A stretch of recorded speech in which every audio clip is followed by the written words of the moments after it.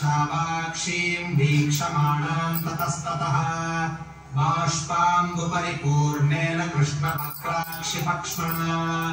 वदनेन प्रसन्नेन विश्वसन्तीम् पुनः पुनः मलपङ्कधराम् दीनाम् मण्डनार्हाममण्डिता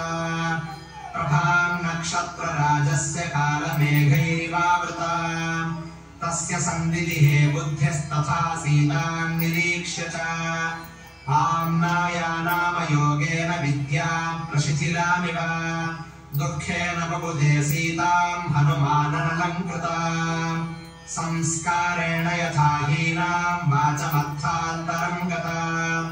ताम् समीक्ष्य विशालाक्षीम् राजपुत्रीमनिन्दिता तर्कयामास सीतेति कारणैरुपपादयन् वैदेह्यायानि चाङ्गेषु तदा रामोऽन्वकीर्तयत् तान्याभरणजालानि गात्रशोभीन्यलक्षयत् सुमतौ कर्णवेष्टौ च श्वदंष्ट्रौ च सुसंस्थितौ मणिविद्रुमचित्राणि हस्तेष्वाभरणानि च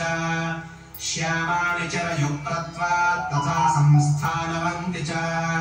तान्येवैतानि मन्येऽहम् यानि रामोऽन्वकीर्तयत् तत्र यान्यवहीनानि तान्यहम् नोपलक्षये ये भूषणानि च मुख्यानि दृष्टानि धरणीतले अनयैवापविद्धानि स्वनवन्ति महान्ति च इदम् चिरगृहीतत्वाद्वसनम् क्लिष्टवत्तरम् तथाप्यनूनम् तद्वर्णम् तथा श्रीमद्यथेतरत् इयम् कनकवर्णाङ्गी रामस्य महिषी प्रिया प्रणष्टापि सती यस्य मनसो न प्रणश्यति इयम् सा यत्कृते रामस्तुतिर्हतर्प्यते कारुण्येनानुशंस्येन शोकेन मदनेन च श्रीप्रणष्टेति कारुण्यादाश्रितेत्यानुशंस्यतः पत्नी नष्टेति शोकेन प्रियेति मदनेन च अस्या देव्या यथा रूपमङ्गप्रत्यङ्गसौष्ठवम् रामस्य च यथा रूपम् तस्येयमसि ते क्षणा अस्या देव्या मनस्तस्मिंस्तस्य चास्याम् प्रतिष्ठितम्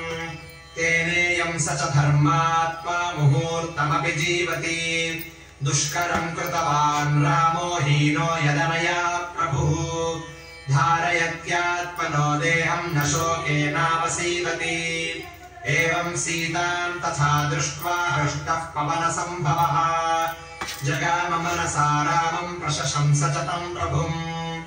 इत्यार्षे श्रीमद् रामायणे वाल्मीकीये आदिकाव्ये सुन्दरकाण्डे 15 सर्गः।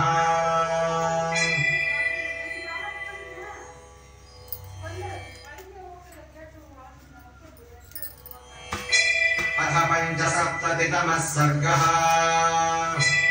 रामदाशरथे वीरवीर्यम् ते श्रूयतेऽद्भुतम् धनुषोभेदनम् चैव निखिलेन मया श्रुतम् तदद्भुतमचिन्त्यम् च भेदनम् धनुषस्तथा तच्छ्रुत्वाहमनुप्राप्तो धनुर्गृह्या परम् शुभम् तदिदम् घोरसङ्काशम् जामदग्न्यम् महद्धनुः पूरयस्व शरेणैव स्वबलम् दर्शयस्व च